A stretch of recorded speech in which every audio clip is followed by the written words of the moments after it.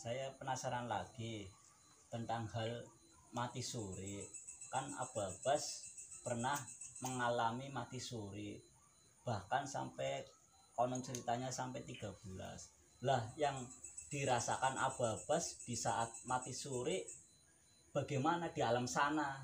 Nah, ini kalau sudah bicara tentang mati suri, menurut kesaksian kan jenengan tanya Tanya kesaksian ya saya. kesaksiannya Abu Abbas yang dirasakan loh. Wallahu alam, apa nggak tahu saya ngerasain apa, tapi karena jenengan bertanya, saya akan cerita.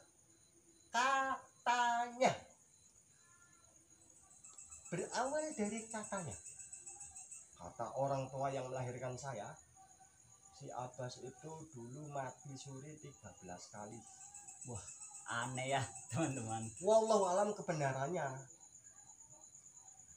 Setiap mau dikubur, bangun, lagi ditangisin, tahu-tahu bangun. Sampai ada orang yang bikin, kalau zaman dulu kan pakainya ancak, bambu yang disusun buat ngangkat jenazah. Iya. Zaman dulu itu yang bikin itu sampai 3 kali bikin. Keempat kalinya nggak mau bikin, dia bilang apalah nggak usah, nanti hidup lagi. Nah, atas izin ridhonya Allah mungkin saya jadi nelaahnya gini. Mungkin atas izin ridhonya Allah, melalui kesaksian katanya ibu saya itu, pas pada saat sudah mulai nggak ada nyawa digendong kayak gini, itu ada sinar masuk ke sini. Oh, ke saya ini masuk.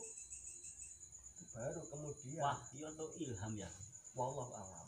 Cuman kalau saat sekarang saya bilang, itulah mungkin yang disebut Nur Muhammad, atau kembalinya roh sejati masuk ke dalamnya. Nah, karena orang tua sedang teraniaya melihat anaknya sedang meninggal, maka Allah munculkan alam bawah sadarnya sebagai kesaksian. Saya sendiri nggak tahu sampai sekarang saya itu punya orang tua banyak. Karena apa? Zaman dulu kan sukanya ada sayembara. Siapa-siapa yang bisa ngobatin anak saya, ini anak yang pertama, nanti bareng-bareng ngaku anak. Nah, sekarang saya udah dewasa.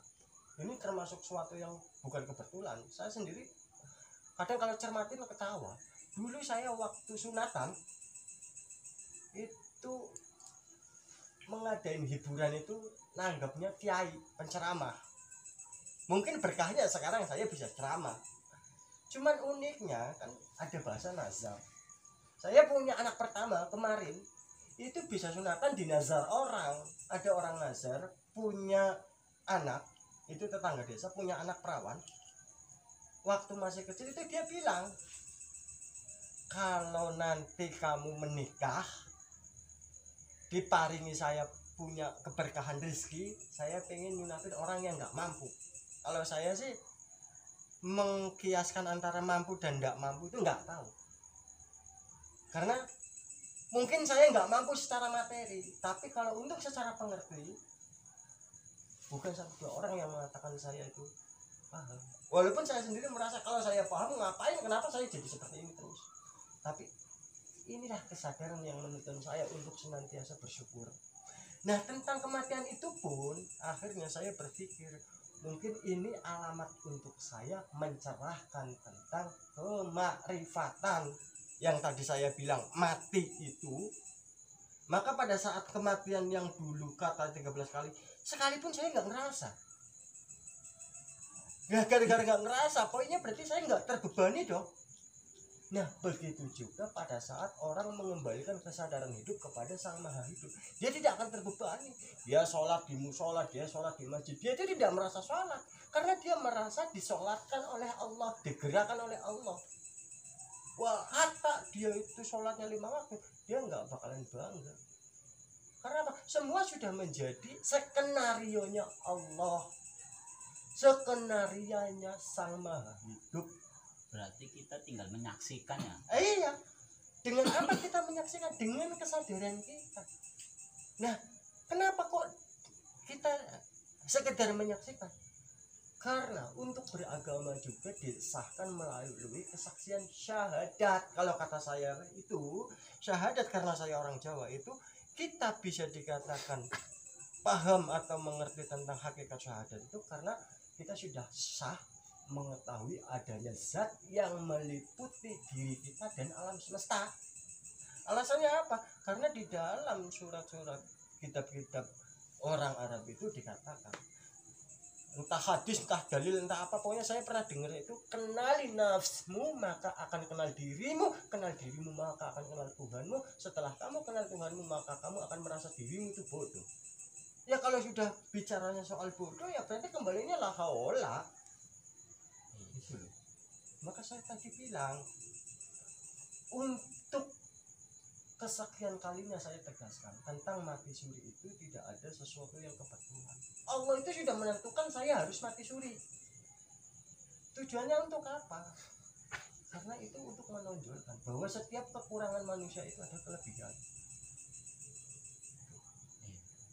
Kalau kita kepengen, kalau kita sadar, kalau kata orang Jawa kan luruh rasa syukur supaya nggak suka. Rasa syukur itu bisa kita raih, kita lihat, kita cari itu pada saat kita menyendiri. Seperti halnya panjenengan setiap malam aktor jejak alam misteri setiap malam, nggak tahu hasilnya apa, tapi karena jenengan berikhtiar, aku yakin suatu saat ada hasil. Amin. Nah kayak sekarang kita ambil positifnya aja. Ini hari apa? Hari apa, Mas Kuncung? Hari ini malam Kamis. Saya ambil syariat Islam. Katanya, saya nggak tahu nyatanya.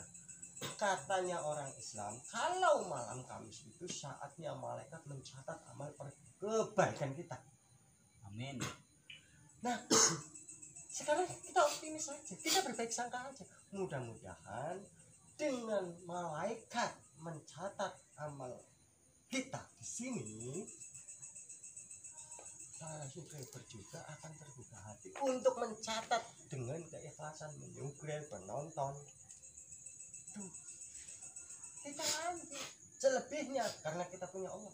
Kita minta, iya karena berdoa, iya karena sekali, ya Allah, hanya padamu hamba bersujud dan hanya padamu hamba mohon pertolongan. Tolonglah hamba, berikan hasil Amin.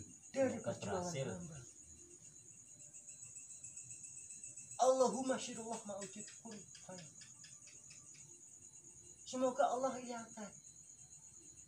Lebih-lebih saya mohonkan ya Allah, mudah-mudahan apa yang menjadi rahasia dalam lisan saya itu diwujudkan agar mampu menggetarkan hatinya para penonton.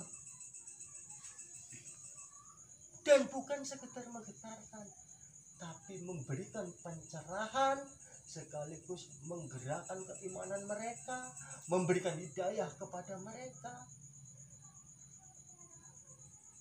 Karena mungkin dengan kesadaran saya, hanya hadiah inilah yang mampu saya persembahkan kepada para penonton.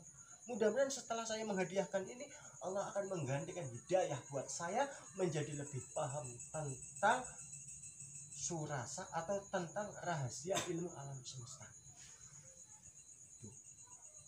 Karena apa? Namanya ngaji alam, namanya ngaji diri, itu khatamnya kalau kita sudah mati. Pembahasan tentang mati suri ditutup dengan mati. Saya tegaskan, mati sejati itu sejatinya adalah saat kembalinya kesadaran hidup kepada Sang Maha Hidup. Maka jangan heran kalau banyak ahli pengerti seperti Gus Jafar, seperti wali-wali lainnya lah, wallahu alam siapa. Kalau saya sendiri yang saya tahu, wali itu cuma katanya, gelar, diberi gelar sama orang. Tapi mampukah kamu mencermati kalimat wali itu? Kalau saya sendiri memaknai yang disebut wali itu orang yang warok, amanah, luhur, dan ikhlas. Dan dia itu mampu mengawali dan mengakhiri setiap laku alam yang telah ia ceritakan dari awal sampai akhir itu selesai. Dan sekiranya orang yang mendengar itu tentram berarti sedang menunjuki, kalau yang mendengar itu merasa kebingungan berarti baru tahap.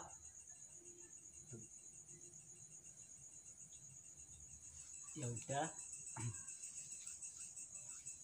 terima kasih kepada teman-teman dan penonton yang sudah menyaksikan channel kami tentang hal ngaji. Channel kami yaitu Jejak Alam Misteri Brebes. Dan saya akhiri dari tim kami bersama Abu Abbas. Bila ada kata salah maupun disengaja atau tidak disengaja, mohon maaf sebesar-besarnya. Assalamualaikum warahmatullahi wabarakatuh. Waalaikumsalam warahmatullahi wabarakatuh.